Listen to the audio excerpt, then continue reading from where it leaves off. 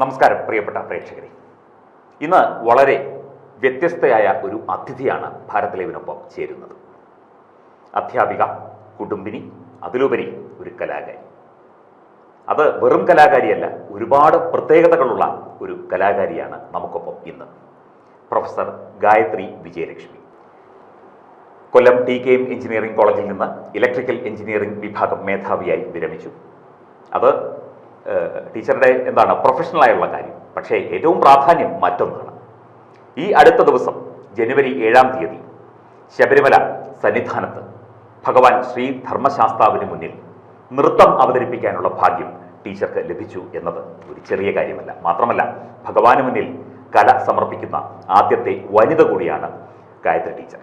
നമുക്ക് ടീച്ചറുടെ വിശേഷങ്ങൾ ചോദിച്ചറിയാം, ടീച്ചറുമായി കാര്യങ്ങൾ പങ്കുവയ്ക്കാം. തീർച്ചയായിട്ടും സമൂഹ മാധ്യമങ്ങളിലൊക്കെ തന്നെ വലിയ ചർച്ചയായിട്ടുണ്ട് ടീച്ചറുടെ ഈ ഒരു നൃത്തം, ശബരിമലയിൽ അവതരിപ്പിച്ച നൃത്തം. മാത്രമല്ല, കേരളത്തിൽ അങ്ങോളം ഇങ്ങോളം വിവിധയിടങ്ങളിൽ നൃത്തം അവതരിപ്പിച്ചു വരികയാണ് ടീച്ചർ. അപ്പോൾ ടീച്ചറുടെ വിശേഷങ്ങൾ നമുക്ക് ചോദിച്ചറിയാം. നമസ്കാരം ടീച്ചർ. നമസ്കാരം. ആദ്യം തന്നെ നമുക്ക് ശബരിമല ഭഗവാന്റെ അടുത്ത് നിന്ന് തുടങ്ങാം. അവിടെ ഈ നൃത്തരൂപം അവതരിപ്പിക്കാൻ എങ്ങനെയാണ് ടീച്ചർക്ക് അവസരം ലഭിച്ചത്? എങ്ങനെയാണ് ആ ഒരു അവതരണത്തിലേക്ക് എത്തിയത്? അത് ശരിക്കും വളരെ യാദൃശ്ചികമായിട്ട് സംഭവിച്ചാണ്. ഞാനൊരു 11ാം ക്ലാസ്സുകാരുടെ ഒരു സിനിമയിൽ ഒരു ചെറിയ റോൾ, ഒരു അമ്മ റോള് ചെയ്തു. ചിന്മയി നായർ, കോട്ടയത്തുകാരിയാണ്. മോളിപ്പോൾ 11ാം ക്ലാസ് ആയി പഠിച്ചുകൊണ്ടിരിക്കണം. ക്ലാസ് ബൈ എ സോൾജിയർ എന്ന് പറഞ്ഞൊരു സിനിമ. ആ സിനിമയിൽ ഞാൻ അഭിനയിച്ചപ്പോൾ മോളുടെ അച്ഛൻ സിനിമ ഫീൽഡിലുള്ള ഒരാളാണ്, അനിൽ രാജ്. അപ്പം അനിൽജി ഇങ്ങനെ വളരെ കാഷ്വലായിട്ട് ശബരിമലയിൽ ഉള്ള ഒരു ഇങ്ങനെ എന്തൊക്കെയോ ബിസിനസ്സുകളൊക്കെ ഉള്ള ഒരു ആളുമായിട്ട് പരിചയപ്പെട്ടപ്പോൾ നമുക്കൊരു 60 വയസ്സുകാരി നർത്തകിയുണ്ട്, അവർക്ക് അവിടെ ഒരു ഡാൻസ് ചെയ്യാനുള്ള എന്തെങ്കിലും അവസരം ഉണ്ടായിരിക്കുമോ എന്നുള്ളത് നമ്മളോടുള്ള ഒരു അമ്മ എന്നുള്ള സ്നേഹത്തിൻ്റെ പേരിൽ ചോദിച്ചതാണ്. അപ്പോൾ അവർ പറഞ്ഞു അത് നമുക്കൊന്ന് തിരക്കാം. അപ്പോൾ ശബരിമല PR മിസ്റ്റർ സുനിൽ സാറിനോട് ചോദിച്ചപ്പം സാറും 60 വയസ്സില്ലേ, നമുക്കതിനെ ഒന്ന് ആലോചിക്കാവുന്നതാണ്. ശരിക്കും അവരുടെ രണ്ടിൻ്റെ ഒരു ധൈര്യത്തിൻ്റെയും സ്നേഹത്തിൻ്റെയും ഒക്കെ പുറത്താണ് എനിക്കിങ്ങനെ ഒരു ഭാഗ്യം ഉണ്ടായത്. തീർച്ചയായിട്ടും വളരെ നല്ല കാര്യം. അവിടെ ഈ നൃത്തം അവതരിപ്പിച്ചപ്പോൾ ഉണ്ടായ ഒരു മാനസിക വികാരം എന്താണ്? ഭഗവാന്റെ മുന്നിൽ നൃത്തം ചെയ്യുന്നു, അതും ആദ്യത്തെ വനിതയായി നൃത്തം ചെയ്യുന്നു, ഭഗവാന്റെ മുന്നിൽ നമ്മൾ ആ ഒരു നൃത്തം സമർപ്പിക്കുന്നു. ആ ഒരു മാനസികാവസ്ഥയെക്കുറിച്ച് ടീച്ചർ ഒന്ന് പറയും. ശരിക്കും ശബരിമലയിൽ പോകാൻ നമ്മൾ വ്രതം എടുത്തൊക്കെ തന്നെയാണ് പോയത്. അപ്പോൾ അപ്പം മുതലേ നമ്മളിങ്ങനെ മാനസികമായിട്ട് അവിടെ നൃത്തം ചെയ്യുന്നതിനെ കുറിച്ച്, ശബരിമല എന്ന് പറയുമ്പോൾ നമുക്ക് കണ്ടോ കേട്ടോ പരിചയമില്ല. ഒരു സാധാരണ അമ്പലം, ഇപ്പോൾ ഗുരുവായൂർ എന്ന് പറഞ്ഞാൽ നമുക്കറിയാം ഗുരുവായൂർ അമ്പലം. ശബരിമല എന്ന് പറയുമ്പോൾ നമ്മൾ കണ്ടിട്ടില്ല, എൻ്റെ വീട്ടിൽ ആരും തന്നെ കണ്ടിട്ടില്ല. ശരിക്കും വെപ്രാളം കയറിയിട്ട് മാളികപ്പുറം സിനിമ കാണാൻ പോയി, അങ്ങനെയൊക്കെ.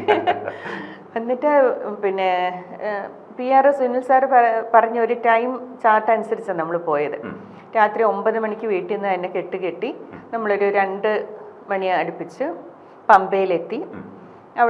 അവിടെ നിന്ന് കെട്ടും കൊണ്ട് നമ്മൾ മല കയറി പോവായിരുന്നു. അപ്പോൾ 2 മണിക്കൂർ എടുത്തു. നമ്മൾ സാധാരണ എല്ലാവരും 1 മണിക്കൂർ എടുക്കുന്നത്, ഞാൻ കയറിയത് 2 മണിക്കൂർ എടുത്തു. അപ്പോഴും മനസ്സിൽ വെപ്രാളമാണ്, അവിടെ ചെന്ന് നമ്മൾ ക്ഷീണമില്ലാതെ കളിക്കണം. പക്ഷേ അത്ഭുതം എന്ന് പറഞ്ഞാൽ മതി, മല കയറിയപ്പോഴൊക്കെ എനിക്ക് ക്ഷീണം ഉണ്ടായിരുന്നെങ്കിൽ ഒന്ന് ഉറങ്ങി എണീച്ചപ്പോൾ ഞാൻ സാധാരണ വീട്ടിൽ ഉറങ്ങി എണീക്കുന്നതിനേക്കാളും ഫ്രഷായിട്ട് ഞാൻ ഉണർന്നു. അത് ഭഗവാന്റെ അനുഗ്രഹം മാത്രമാണ്. അത് കഴിഞ്ഞ് മേക്കപ്പ് ചെയ്ത് ഒരു ക്ഷീണവും ഇല്ലാതെ എനിക്ക് കളിക്കാൻ പറ്റി. ആദ്യത്തെ ഐറ്റം കഴിഞ്ഞപ്പോൾ ശരിക്കും ഞാനങ്ങ് എന്താ പറഞ്ഞറിയിക്കേണ്ടത് എന്ന് അറിഞ്ഞുകൂടാത്ത ഒരു സന്തോഷത്തിൽ ഞാൻ ഓടി ഇങ്ങനെ ഗ്രീൻ റൂമിൽ വന്ന് എൻ്റെ കൂടെ വന്ന് ടീച്ചറ്, മോനെ, PR സുനിൽ സാറ് എല്ലാവരോടും ഞാൻ ഇനി ചിരിച്ചോണ്ട് നിൽക്കുക. കാരണം എന്ത് പറയണമെന്ന് അറിഞ്ഞൂടാ. അപ്പോൾ സക്സസ് ആയിട്ട് നമ്മൾ സന്തോഷമായിട്ട് സാധാരണ ഒരു സ്റ്റേജ് ചെയ്യുന്നതിലും ഭംഗിയായിട്ട് എനർജറ്റിക് ആയിട്ട് ഞാൻ ചെയ്തു എന്ന് അവരെല്ലാം പറഞ്ഞു. അപ്പം നമ്മുടെ മനസ്സിലുണ്ടായിരുന്ന ആ സന്തോഷം, അതും അയ്യപ്പസ്വാമിയുടെ ഒരു വിഗ്രഹം പോലെ ഒരു മോഡൽ ഇരിക്കുന്നതിൻ്റെ മുമ്പിലാണ് നമ്മൾ ആ സ്റ്റേജിൽ ചെയ്യുന്നത്. അപ്പോൾ ശരിക്കും അയ്യപ്പസ്വാമിയുടെ നേരെ മുമ്പിൽ നിന്ന് ചെയ്യണ പോലെയാണ്. ആ ഫോട്ടോസും വീഡിയോ ഒക്കെ കാണുമ്പോൾ നമുക്ക് തന്നെ പറഞ്ഞറിയിക്കാൻ വയ്യാത്തൊരു സന്തോഷവും തൃപ്തിയും. അത് ഭഗവാന്റെ അനുഗ്രഹം, അദ്ദേഹം അനുഗ്രഹിച്ചത് കൊണ്ട് മാത്രം. PR സാർ എത്ര കണ്ട് നമ്മളെ പ്രൊമോട്ട് ചെയ്താലും ഭഗവാൻ അതിൻ്റെ പുറകിൽ നിൽക്കണമല്ലോ. നമ്മൾ കയറി വരണം, ക്ഷീണമില്ലാതെ നമ്മൾ തന്നെ ഒരുങ്ങി സ്റ്റേജിൽ പെർഫോം ചെയ്യണം. വീട്ടുകാരുടെ എല്ലാം പ്രാർത്ഥന, സുഹൃത്തുക്കളുടെ എല്ലാവരുടെയും പ്രാർത്ഥന അങ്ങനെ പറയലുണ്ട്. അത് നമുക്ക് മറക്കാനൊക്കത്തില്ല. കാരണം മല കയറി ഞാൻ മുകളിൽ ചെന്ന് ക്ഷീണിക്കാതെ കളിക്കണമല്ലോ. എല്ലാം ഭഗവാന്റെ അനുഗ്രഹം, അത് പറയാതെ വയ്യ. ശബരിമലയിൽ ആദ്യത്തെ നൃത്തോപാസന നടത്തുന്ന വനിത എന്നുള്ള ആ ഒരു, ഇനി അങ്ങനെ ഒരു റെക്കോർഡ് ആർക്കും ഉണ്ടാവില്ല, ടീച്ചർക്ക് മാത്രമായിരിക്കും ആ റെക്കോർഡ് സ്വന്തം. തീർച്ചയായിട്ടും അത് ഭഗവാന്റെ അനുഗ്രഹം, ആ ഒരു അനുഭൂതിയെക്കുറിച്ചാണ് ടീച്ചർ പറഞ്ഞത്. എത്ര കാലമായി ടീച്ചർ നൃത്തം പഠിക്കുന്നു? ഞാൻ ചെറുപ്പത്തിലെ പഠിച്ചിട്ടുണ്ട്. ഒരു 9 വയസ്സ് മുതൽ. ശരിക്കും വളരെ അതിനു മുമ്പ് 4ാം ക്ലാസ് വരെ ഞാൻ വീടിനടുത്തൊരു, ഞാൻ ഹരിപ്പാടുകാരിയാണ്, വീടിനടുത്തൊരു ഗവൺമെന്റ് സ്കൂളിലാണ് പഠിച്ചത്. അവിടെ അങ്ങനെ ഡാൻസ് ഒന്നും അന്ന കാലത്തില്ല. 5ാം ക്ലാസ് മുതൽ ബദനി ബാലിക മഠം നങ്ങാറുള്ള, അങ്ങനെ അവിടെയാണ് പഠിച്ചത്. അവിടെ സ്കൂളിൽ ഡാൻസ് ടീച്ചേഴ്സ്, ശരിക്കും ഇപ്പം കേരള നടനും പെർഫോമറും ടീച്ചറുമായിട്ടുള്ള ചിത്രാമോഹൻ ടീച്ചറാണ് അന്ന് തന്നെ അവിടെ ഡാൻസ് പഠിപ്പിച്ച ആദ്യം. പിന്നെ ഇപ്പോഴും ആനയാർ സ്കൂളിൽ പഠിപ്പിക്കുന്ന രാധാമണി ടീച്ചർ, പിന്നെ അവിടെ തന്നെയുള്ള ലളിതാ ഭദ്രൻ ടീച്ചർ. 10ാം ക്ലാസ് മുതലാണ് ഞാൻ ഭരതനാട്യം പഠിച്ചു തുടങ്ങിയത്. അത് തൃശ്ശൂർ വാടാനപ്പള്ളി PG ജനാർദ്ദന മാഷിന് ഇപ്പോൾ 86 വയസ്സുണ്ട്. മാഷ് ഇപ്പോഴും ഡാൻസ് ഒക്കെ പഠിപ്പിക്കുന്നുണ്ട്. മാഷിൻ്റെയൊക്കെ പ്രാർത്ഥനയുണ്ട്, എല്ലാവരും വീട്ടിലിരുന്ന് പ്രാർത്ഥിക്കുന്നുണ്ടായിരുന്നു. അപ്പം പ്രീ-ഡിഗ്രി എഞ്ചിനീയറിംഗ് കാലത്തൊക്കെ മാഷാണ് പഠിപ്പിച്ചിരുന്നത്. എഞ്ചിനീയറിംഗ് കഴിഞ്ഞ് ഞാൻ ട്രിവാൻഡ്രത്ത് PG ചെയ്യാൻ വന്നപ്പോൾ ഇവിടെ തിരുവനന്തപുരത്ത് മിഥിലാലയ ഡാൻസ് അക്കാദമിയിൽ മൈഥിൽ ടീച്ചറിൻ്റെ കീഴിലൊരു 3 വർഷം പഠിച്ചു. അപ്പോഴേ എനിക്ക് TKM ജോലി കിട്ടി. ഞാനങ്ങനെ ആ വഴിക്ക് പോയി, അങ്ങനെ ഡാൻസ് നിർത്തി. പിന്നെ ഒരു 26 വർഷത്തിന് ശേഷം 52 വയസ്സിലാണ് വീണ്ടും ഡാൻസ് പഠിച്ചു തുടങ്ങിയത്. അത് മൈഥിൽ ടീച്ചറിൻ്റെ കീഴിൽ തന്നെ. ട്രിവാൻഡ്രത്ത് വന്ന് പഠിക്കുന്നതായിരുന്നല്ലോ എനിക്ക് എളുപ്പം, ഞാൻ TKM ടീച്ചറായിരിക്കുമ്പോൾ. അങ്ങനെ വീണ്ടും ഞാൻ ഡാൻസ് പഠിച്ചു തുടങ്ങി. ഇപ്പോൾ ഒരു 8 വർഷമായിട്ട് ഡാൻസ് പഠിക്കുന്നു. 7 വർഷമായിട്ട് സ്റ്റേജിൽ പെർഫോം ചെയ്യുന്നു. വളരെ നല്ല കാര്യം. ചിന്ന ചിന്ന പദം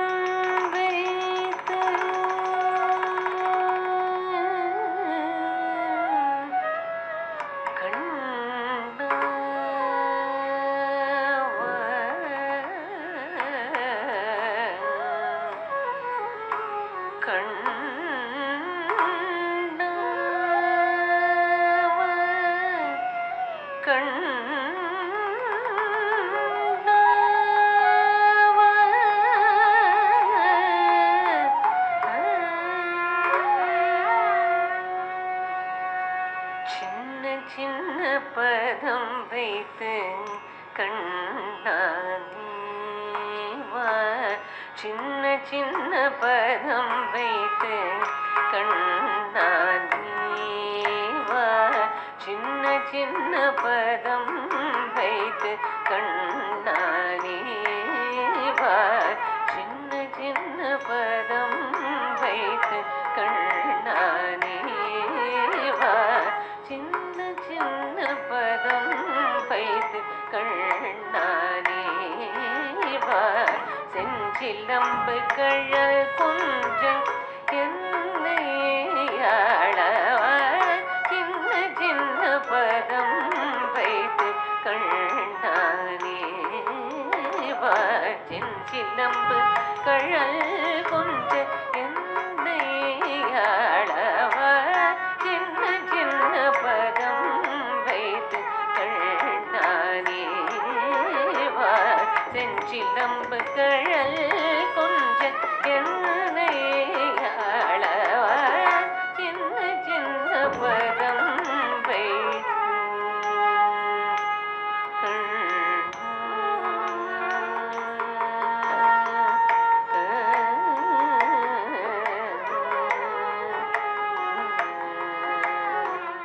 ടീച്ചർ പഠിപ്പിച്ച കുട്ടികളൊക്കെ സ്റ്റുഡൻസ് ധാരാളം ഉണ്ടാവുമല്ലോ.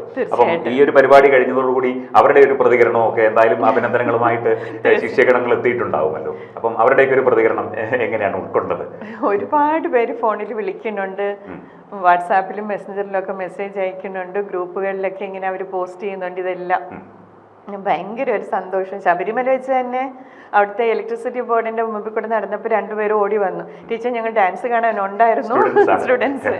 പിന്നെ ഇവിടെ ഡ്യൂട്ടി ഇമ്പോർട്ടൻ്റ് ആണല്ലോ, അവിടെ കറണ്ട് പോകാൻ പാടില്ല, അതുകൊണ്ട് ഞങ്ങൾ ഓടി ഇങ്ങ് ഓഫീസിൽ കയറിയെന്നേ ഉള്ളൂ. അത് കണ്ടുകൊണ്ട് ഞങ്ങൾ നിന്നിരുന്നു എന്ന് പറഞ്ഞ്, അതാണ് ഒരു ശരിക്കും പറഞ്ഞ ഒരു ടീച്ചറിന്റെ ഭാഗ്യം എന്ന് പറയുന്നത്.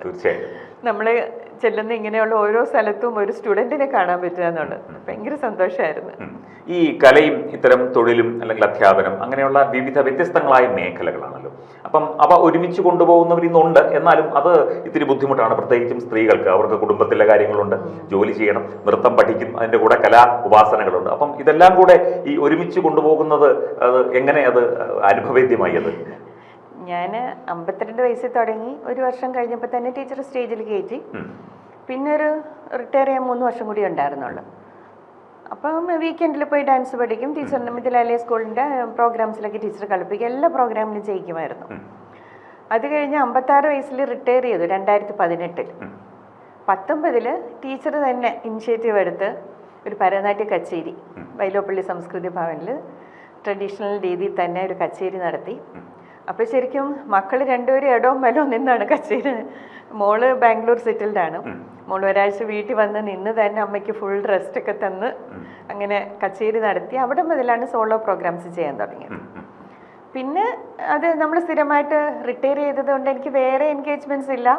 രാവിലെ വീട്ടിലെ പരിപാടികളൊക്കെ ഒന്ന് കഴിഞ്ഞാൽ പിന്നെ സാവകാശത്തിൽ നമ്മളപ്പോൾ പഠിച്ചുകൊണ്ടിരിക്കുന്ന ഐറ്റംസ് ഒക്കെ പ്രാക്ടീസ് ചെയ്യും. അങ്ങനെ കച്ചേരിക്ക് ശേഷം സ്ഥിരമായിട്ട് ഞാൻ 1 മണിക്കൂർ പ്രോഗ്രാമായിട്ടാണ് ചെയ്യുന്നത്. എല്ലാ സ്റ്റേജിലും ഒന്നും വർണ്ണോ അങ്ങനെയൊന്നും കളിക്കുകയല്ല. എന്നാലും 1 മണിക്കൂർ നീളമുള്ള ഭരതനാട്യ ഐറ്റംസ് സ്ഥിരമായിട്ട് ചെയ്യുന്നുണ്ട്. അത് ഭഗവാന്റെ ഒരു അനുഗ്രഹം കൊണ്ട് ഒരുപാട് പ്രോഗ്രാംസ് കിട്ടുന്നുണ്ട്. അതെല്ലാം നമുക്ക് നന്നായിട്ട് തന്നെ ചെയ്യാനുള്ള ഒരു ഭാഗ്യം ഉണ്ടാവുന്നുണ്ട്.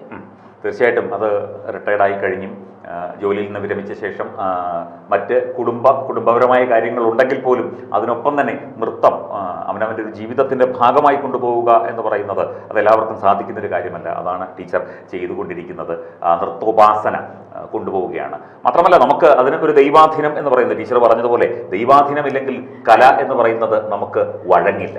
പലപ്പോഴും നമ്മൾ അതിനെ ഉപാസിക്കുക എന്ന് പറഞ്ഞാൽ ദൈവികമായ ഒരു അംശം കൂടെ നമ്മുടെ ആ കലയിൽ നമ്മുടെ ഓരോ ചലനത്തിലും ഉണ്ട് എന്നുള്ളതാണ്. അത് ടീച്ചർക്ക് സാധിച്ചു എന്ന് പറയുന്നത് ടീച്ചർ പറഞ്ഞതുപോലെ ദൈവാധീനം തന്നെയാണ്.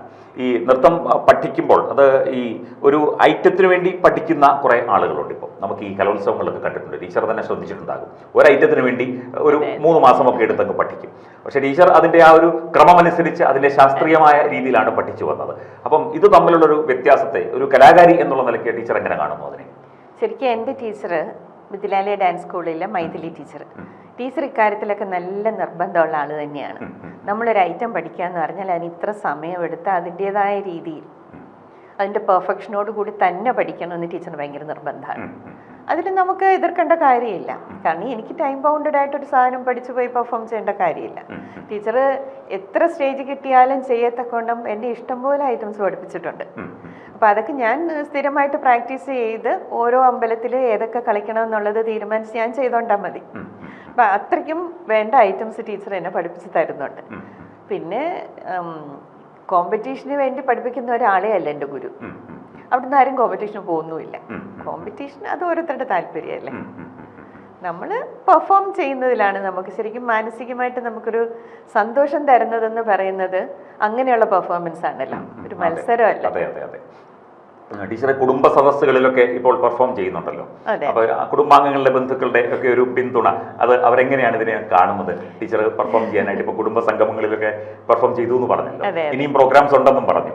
അപ്പം ആ ഒരു സപ്പോർട്ട്, പൊതുവെ ആ ഒരു ബന്ധുക്കളുടെയൊക്കെ ഒരു സപ്പോർട്ട് എങ്ങനെയാണ്?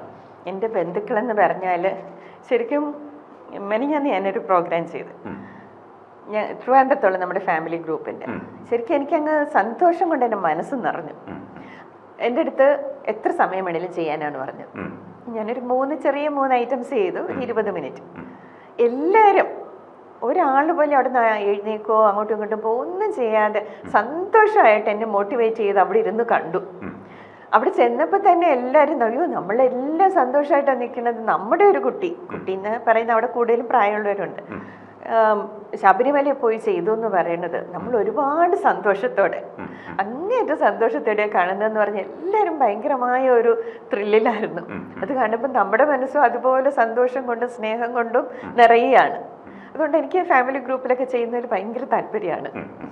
2 മക്കളാണെന്ന് പറഞ്ഞു. മകൾ ബാംഗ്ലൂരാണ് ജോലി, കുടുംബമായിട്ട് താമസിക്കുന്നു. മകൻ ടീച്ചറൊപ്പമുണ്ട്. അപ്പം ഈ മക്കളുടെ ഒരു സപ്പോർട്ട്, പിന്തുണ ടീച്ചർ ആദ്യം സൂചിപ്പിച്ചു. എന്നാലും നമ്മുടെ പ്രേക്ഷകർക്ക് വേണ്ടി, കാരണം അമ്മ ഇത്രയും മഹത്തായ ഒരു കാര്യം ചെയ്യുമ്പോൾ കുട്ടികൾ അവർ ജോലിക്കാരാണ്, അവർക്ക് മറ്റ് ഉത്തരവാദിത്തങ്ങളുണ്ട്, കുടുംബമുണ്ട്. അപ്പം അവരുടെ ഒരു പൊതുവെയുള്ള ഒരു പിന്തുണ എങ്ങനെയാണ്? പിന്തുണ ഉണ്ടാകും, എന്നാലും അതിനെക്കുറിച്ച് ടീച്ചർ ഒന്ന് പറയണം. 2 മക്കള്, മകൾ ഉണ്ണിമായ, മരുമകൻ അനീഷ് കുമാർ, അവർക്കൊരു കൊച്ചുമകൻ 10 വയസ്സുകാരൻ നിരഞ്ജൻ, എന്നോടൊപ്പം മോൻ യദുകൃഷ്ണനും ഭാര്യ ദേവിജിയും. ഈ 5 പേരും ഒരുപോലെ എൻ്റെ പുറകിൽ എനിക്ക് സപ്പോർട്ടുമായിട്ടാണ് നിൽക്കുന്നത്. എന്നുവെച്ചാൽ ഞാൻ പ്രാക്ടീസ് ചെയ്തോ, ഡെയിലി ഒരു പ്രോഗ്രാം ഇങ്ങനെ ശബരിമല എന്ന് പറയുന്ന ഒരു 2 ആഴ്ച നമ്മൾ അതിനു വേണ്ടി മാത്രമാണ് ജീവിച്ചത്. അപ്പോൾ ഡെയിലി ആ ഐറ്റംസ് എല്ലാം പ്രാക്ടീസ് ചെയ്യുക. പിന്നെ ലാസ്റ്റിലാണ് അയ്യപ്പൻ്റെ ഒരു ഐറ്റം വേണം എന്നുള്ളത് എന്തായാലും നിർബന്ധമാണല്ലോ നമ്മൾ അവിടെ കളിക്കുമ്പോൾ. അപ്പോൾ അതിൻ്റെ പ്രാക്ടീസ് ഇതെല്ലാം ഇങ്ങനെ ഡെയിലി മക്കൾ രാവിലെ ഉച്ചയ്ക്ക് വൈകിട്ട് ബാംഗ്ലൂരിൽ നിന്നാണേലും മോളിങ്ങനെ വിളിച്ചുകൊണ്ടിരിക്കും. ഇവിടെ കൂടെയാണ് മരുമകളുണ്ട്, മോളും അതിനിങ്ങനെ സപ്പോർട്ടായിട്ട് നിൽക്കും. വെജിറ്റേറിയൻ ആയിരിക്കണം, അപ്പം ഫുഡൊക്കെ അതിൻ്റെ രീതിക്ക് നമ്മൾ മല കയറാൻ പറ്റണം, കളിക്കണം. അപ്പോൾ അവരുടെ ഒരു സപ്പോർട്ടെന്ന് പറഞ്ഞാൽ നമുക്ക് വാക്കുകൊണ്ട് പറയാൻ പറ്റില്ല. അതെൻ്റെ ഭാഗ്യമെന്നോ പുണ്യമെന്നോ എന്തെങ്കിലുമൊക്കെ പറയാം. എൻ്റെ മക്കളെന്ന് പറയുന്നത് അവർ തരുന്ന ആ സ്നേഹം, സപ്പോർട്ട്, അത് അതൊന്നുമില്ല. തീർച്ചയായിട്ടും അത് വലിയൊരു കാര്യം തന്നെയാണ്. കാരണം ഇപ്പോൾ മനുഷ്യൻ ബഹുജനം പലവിധം എന്നല്ലേ പറയുക, എല്ലാവർക്കും എല്ലാം ഉൾക്കൊള്ളാൻ പറ്റണം എന്നില്ല. പക്ഷേ അമ്മയുടെ ആ മനസ്സും അമ്മയുടെ ആ ഒരു ചിന്തകൾക്കുമൊപ്പം മക്കൾ നിൽക്കുക എന്ന് പറഞ്ഞാൽ ഇന്നത്തെ കാലത്ത് മക്കളുടെ കാര്യം ഓർത്ത് നമുക്ക് ചിന്തിക്കാൻ പോലും പറ്റില്ല പല കാര്യങ്ങളും. എന്നാൽ പോലും ആ കുട്ടികൾ ടീച്ചർക്കൊപ്പം തന്നെ എല്ലാത്തിലും എന്തിനും ഏതിനും പിന്തുണയായി നിൽക്കുന്നു എന്ന് പറയുന്നത് നേരത്തെ ദൈവാധീനം എന്ന് പറഞ്ഞതുപോലെ ഇതും ഒരു ദൈവാധീനം തന്നെയാണ്. ഇനിയിപ്പോൾ വരും വർഷങ്ങളിലൊക്കെ ശബരിമലയിൽ ടീച്ചറുടെ പെർഫോമൻസ് ഞങ്ങൾക്ക് പ്രതീക്ഷിക്കാമോ? അതോടെ ചോദിക്കണം. നമ്മുടെ ആരോഗ്യം അനുവദിക്കണം. അവിടെ പെർഫോം ചെയ്തതിൽ അങ്ങനെ പ്രത്യേകിച്ച് ആർക്കും ബുദ്ധിമുട്ടുകളില്ല. എല്ലാവരും അതിനെ പോസിറ്റീവായിട്ടാണ് കാണുന്നതെന്നാണ് ഞാൻ മനസ്സിലാക്കുന്നത്. അങ്ങനെയാകുമ്പോൾ ഇനിയും അവസരം കിട്ടിയാൽ ചെയ്യുമല്ലോ നമ്മൾ. തീർച്ചയായിട്ടും അവസരം കിട്ടട്ടെ. ശബരിമലയിലെ PRO സുനിൽ അരിമാനൂർ എൻ്റെ സുഹൃത്തു കൂടിയാണ്. ടീച്ചർ പറഞ്ഞപ്പോഴാണ് ഞാനത് പെട്ടെന്ന് ഓർത്തത്. അദ്ദേഹം ജീവൻ TVയിലുള്ള സമയത്ത് മുതലേ ഞങ്ങൾ അടുത്ത സുഹൃത്തുക്കളാണ്. തീർച്ചയായും അദ്ദേഹവുമായി ഞാൻ വ്യക്തിപരമായി കൂടി ഈ ഒരു വിഷയം ഒന്ന് സംസാരിക്കും എന്ന് പ്രിയപ്പെട്ട പ്രേക്ഷകരെയും ടീച്ചറെയും ഒന്ന് അറിയിച്ചു കൊള്ളുകയാണ്. ഈ കലാരംഗത്തേക്ക് ഇത്തരം ഉദ്യോഗത്തിലിരിക്കുന്നവരൊക്കെ കടന്നു വരുന്ന ഒരവസ്ഥ ഇന്നിപ്പം ഈ സമൂഹ മാധ്യമങ്ങളിലൊക്കെ നമ്മൾ പലപ്പോഴും കാണാറുണ്ട്. ഉദ്യോഗസ്ഥകളും ഇതുപോലെ അധ്യാപകരും ഒക്കെ തന്നെ കലാരംഗത്തേക്കൊക്കെ കടന്നു വരുന്ന ഒരു രീതിയുണ്ട്. അത് പ്രോത്സാഹിപ്പിക്കുന്നവരുമുണ്ട്, നിരുത്സാഹപ്പെടുത്തുന്നവരുമുണ്ട്. നിനക്കൊന്നും വേറെ പണിയില്ലേ എന്ന് ചോദിക്കുന്ന ആളുകളുമുണ്ട് സമൂഹ മാധ്യമങ്ങളിലൊക്കെ. അവനവൻ്റെ ജോലി ചെയ്താൽ പോരെ എന്ന് ചോദിക്കുന്നുണ്ട്. പക്ഷേ ആ കലാസഭയെ അംഗീകരിക്കുന്ന ഒരു സമൂഹം നമ്മുടെ നാട്ടിൽ, കേരളത്തിൽ ഇല്ലേ? ഉണ്ട്. ടീച്ചറുടെ അനുഭവത്തിൽ എന്നെ ശരിക്കും മേ ബി ഞാനൊരു ടീച്ചറായിരുന്നത് കൊണ്ടും കൂടെ ആവാം. ഞാൻ പറഞ്ഞില്ലേ, എവിടെ പോയാലും നമുക്ക് ഒരു 2 സ്റ്റുഡൻസ് അവിടെ ഉണ്ടാവും. അതൊരു ഭയങ്കര ഭാഗ്യമാണ്. അപ്പോൾ എവിടെ നിന്നാണെങ്കിലും എനിക്ക് ആ ഒരു സപ്പോർട്ട് എപ്പോഴും കിട്ടുന്നുണ്ട്. പിന്നെ പൊതുവെ ചുറ്റുമുള്ള ആൾക്കാർ എന്നോട് വളരെ പോസിറ്റീവായിട്ട്, വളരെ മോട്ടിവേറ്റിംഗ് ആയിട്ട് തന്നെയാണ് പെരുമാറുന്നത്. എന്തിനു കളിക്കുന്നു ഇത് ആ ഒരു രീതിയിൽ ഇന്ന് വരെ എൻ്റെ അടുത്ത് ആരും പെരുമാറിയിട്ടില്ല. അതൊരു വലിയ ഭാഗ്യം തന്നെയാണ്. എല്ലാവരും നമ്മളെ മോട്ടിവേറ്റ് ചെയ്യുന്നു, എല്ലാവരും കളിക്കുന്നു തന്നെ പറയുന്നു. നമ്മൾ ഏതൊരു അമ്പലത്തിൽ ഒരു ബയോഡേറ്റ് കൊണ്ട് കൊടുക്കുമ്പോഴേ അവരുന്ന് നമുക്ക് പ്രോഗ്രാം തരുന്നു. അതൊക്കെ എന്ന് പറയുന്നത് ഭയങ്കര ഭാഗ്യം തന്നെയാണ്. കളിക്കാനുള്ള സ്റ്റേജസ് കിട്ടുക എന്ന് പറയുന്നത് അല്ല, എനിക്ക് ഒത്തിരി സന്തോഷം. അവസരങ്ങൾ കിട്ടുക എന്ന് പറയുന്നത് ഒരു ദൈവാധീനമാണ്. ഇനി ഏതൊക്കെ മഹാക്ഷേത്രങ്ങളിലാണ്, ഈ ശബരിമല അല്ലാതെ ഏതൊക്കെ പ്രധാനപ്പെട്ട ക്ഷേത്രങ്ങളിലാണ് ടീച്ചർ ഈ നൃത്തോപാസന നടത്തിയത്? വടക്കുന്നാഥ ക്ഷേത്രം, കൂടൽ മാണിക്യം, കണ്ണൂര് മൃദംഗ ശൈലേശ്വരി, ആറ്റുകാല് പൊങ്കാല, പിന്നെ തിരുവനന്തപുരത്തുള്ള മിക്കവാറും എല്ലാ ക്ഷേത്രങ്ങളിലും ഗാന്ധാരി അമ്മൻ കോവില്, പത്മനാഭസ്വാമി ക്ഷേത്രം, അങ്ങനെ ട്രിവാൻഡ്രത്ത് ഒരുമാതിരിപ്പെട്ട പ്രധാനപ്പെട്ട ക്ഷേത്രങ്ങളൊക്കെ ആയി. ഈ നൃത്തോപാസന ഇത് ചെയ്യുമ്പോൾ നമ്മൾ ഇതിൻ്റെ ഒരു കല എന്ന് പറയുന്ന ഉപാസന കൂടിയാണല്ലോ. അപ്പം ഈ ഉപാസന ചെയ്യുന്ന കുട്ടികൾ, വരുന്ന തലമുറയിലെ കുട്ടികളുണ്ടല്ലോ, അവർക്ക് വേണ്ടി ടീച്ചറുടെ അനുഭവത്തിൽ നിന്ന് എന്തെങ്കിലും അവർക്ക് പറഞ്ഞു കൊടുക്കാനുണ്ടോ? നമ്മൾ ആ ഒരു പ്രവർത്തിക്കേണ്ട നമ്മുടെ ആ ഒരു ആത്മാർത്ഥത, നമ്മുടെ ഡെഡിക്കേഷൻ, ആ ഒരു കലാരൂപത്തോടുള്ള നമ്മുടെ ആ ഒരു സമർപ്പണം, അതിനെക്കുറിച്ചൊക്കെ വളർന്നു വരുന്ന അല്ലെങ്കിൽ കടന്നു വരുന്ന അല്ലെങ്കിൽ ഉദ്യോഗസ്ഥരായി തന്നെ കടന്നു വരുന്ന നർത്തകരോട് അല്ലെങ്കിൽ നൃത്തം അഭ്യസിക്കുന്നവരോട് ടീച്ചറുടെ അനുഭവത്തിൽ നിന്ന് എന്തെങ്കിലും? നമ്മൾ ഒരു കല പഠിക്കണമെന്ന് ആഗ്രഹമുള്ള ഒരുപാട് ആൾക്കാരുണ്ട്.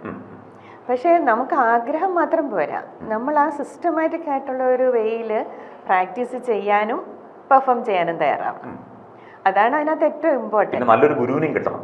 നല്ല ഗുരുവിനെ കിട്ടണം. ആ ഗുരുവിൻ്റെ വാക്കുകൾക്കനുസരിച്ച് നമ്മൾ പ്രവർത്തിക്കുകയും വേണം.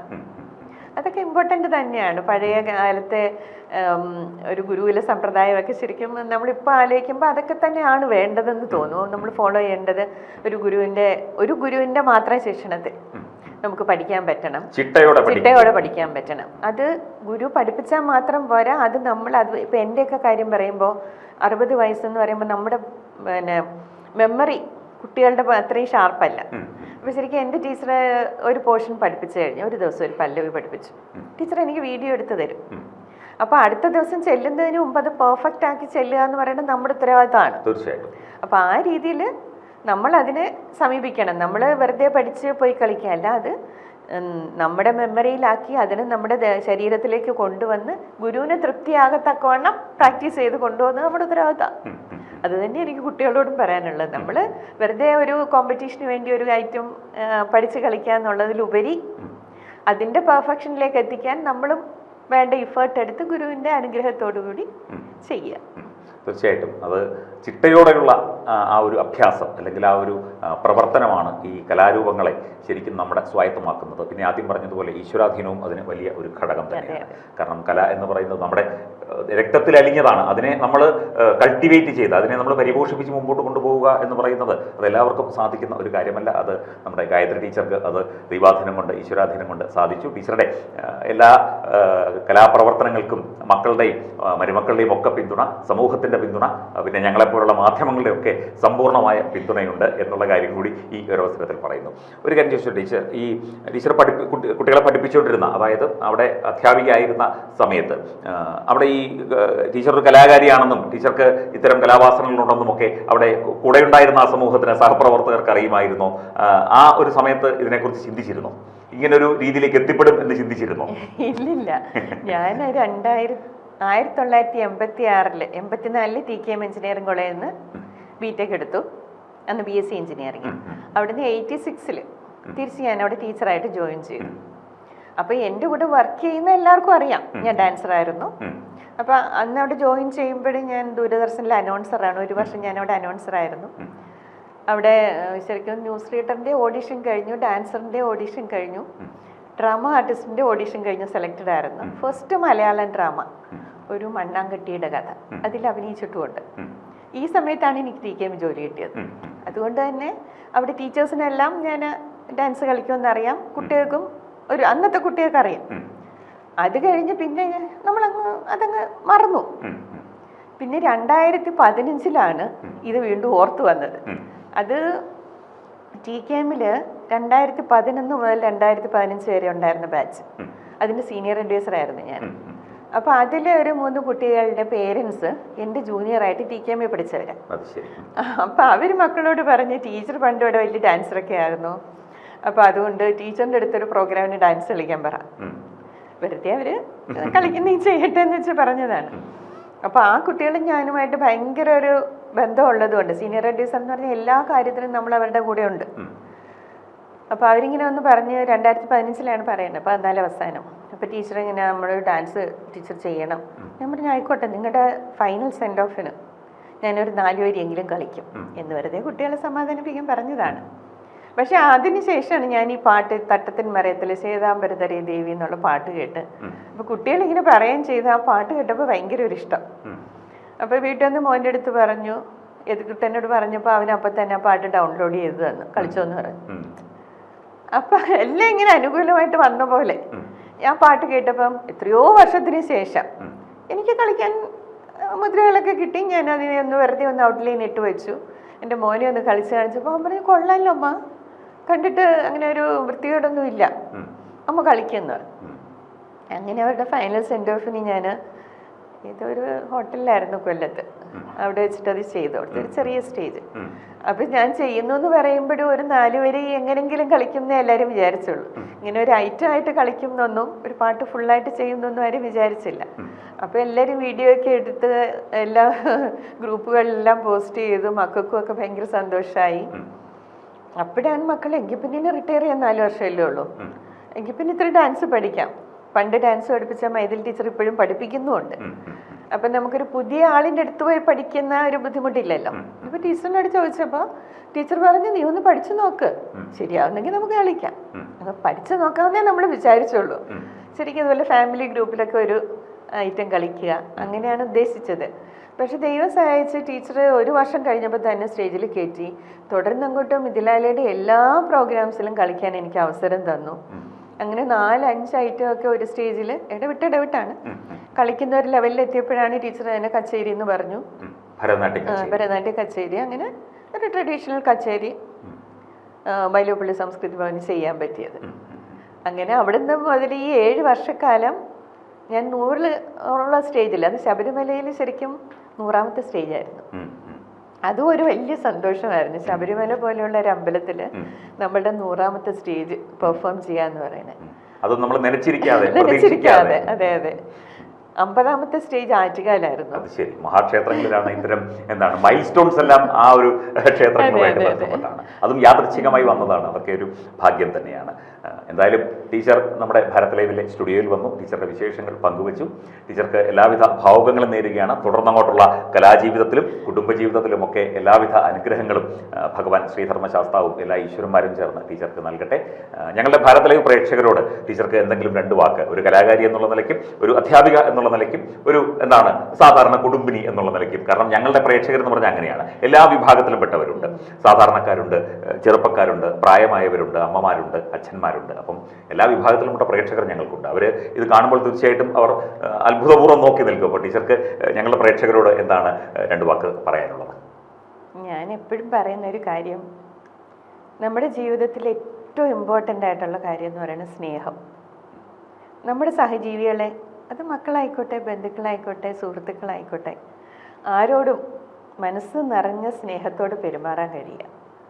തിരിച്ച് നമുക്ക് എല്ലായിടത്തുനിന്നും സ്നേഹം കിട്ടണമെന്നില്ല, പക്ഷേ ആ സ്നേഹിക്കാനുള്ളൊരു മനസ്സ്. അതുകൊണ്ട് തന്നെ എനിക്ക് ഇപ്പോഴുള്ള ഈ ജീവിതത്തിൽ വലിയ ടെൻഷൻ. എല്ലാവരും ചോദിക്കുക എങ്ങനെയാണ് ഇങ്ങനെ എപ്പോഴും ചിരിക്കാൻ പറ്റണേ? നമുക്ക് ആരോടും വിദ്വേഷമില്ല, ആരോടും ദേഷ്യവും ഇല്ല. അതുകൊണ്ട് തന്നെ ആ സ്നേഹം, അതാണ് ഏറ്റവും ഇമ്പോർട്ടൻ്റ് ജീവിതത്തിൽ എന്ന് വിശ്വസിക്കുന്ന ആളാണ് ഞാൻ. അപ്പം ഞാൻ എൻ്റെ മക്കളോടും പറയും, ആരെങ്കിലും വെളിയിലോട്ട് ഇറങ്ങി വഴക്കിടാൻ വന്ന് നമുക്ക് വഴക്കിടണ്ട, വഴക്കിടായിരുന്ന പ്രശ്നം തീർന്നല്ലോ. അതാണ് എനിക്ക് എല്ലാവരോടും പറയാനുള്ളത്. ആ ചുറ്റുമുള്ളവരോട് സ്നേഹത്തോടെ പെരുമാറാൻ പറ്റുമ്പോൾ തന്നെ നമ്മുടെ ജീവിതത്തിലെ ഒരു പകുതി പ്രശ്നങ്ങൾ തീർന്നു.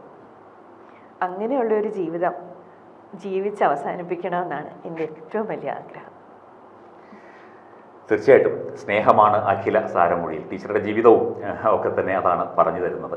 മാത്രമല്ല കല എന്നാൽ അതിനെ നമുക്ക് സ്നേഹത്തിൽ ചാലിക്കുകയും ചെയ്യാം. തീർച്ചയായിട്ടും കലകൾ അത് ഒരു ദൈവാധീനമാണ്, ദൈവാനുഗ്രഹമാണ്. അത് നമുക്ക് തന്നെങ്കിൽ മാത്രമേ നമുക്കത് പ്രവർത്തിക്കാൻ സാധിക്കുകയുള്ളൂ. ഏതായാലും ഭഗവാൻ മഹാദേവൻ്റെ ദ കോസ്മിക് ഡാൻസർ അദ്ദേഹത്തിൻ്റെ അനുഗ്രഹം എപ്പോഴും ഉണ്ടാകട്ടെ. എപ്പോഴും ഈശ്വരന്മാരെല്ലാം കൂടെ ഉണ്ടാകട്ടെ. തുടർന്നും മഹാക്ഷേത്രങ്ങളിൽ, ശബരിമല ഉൾപ്പെടെയുള്ള മഹാക്ഷേത്രങ്ങളിൽ നൃത്തോപാസന നടത്താൻ ടീച്ചർക്ക് എല്ലാവിധ അനുഗ്രഹങ്ങളും ഉണ്ടാകട്ടെ. അതുപോലെ തന്നെ കുടുംബാംഗങ്ങൾക്കും എല്ലാം എല്ലാവിധ ഭാവുകങ്ങളും നേരുകയാണ്. ഒരുപാട് നന്ദി ഞങ്ങളുടെ ഈ ഒരു പരിപാടിയിൽ പങ്കെടുത്തതിന്. ഇനിയും എല്ലാവിധ പിന്തുണയോടും കൂടി ടീച്ചർക്ക് ബഹുദൂരം മുമ്പോട്ട് പോകാൻ സാധിക്കട്ടെ. കലാജീവിതത്തിലും കുടുംബജീവിതത്തിലും ഒക്കെ തന്നെ മുമ്പോട്ട് പോകാൻ സാധിക്കട്ടെ. ഒരുപാട് നന്ദി. നമസ്കാരം.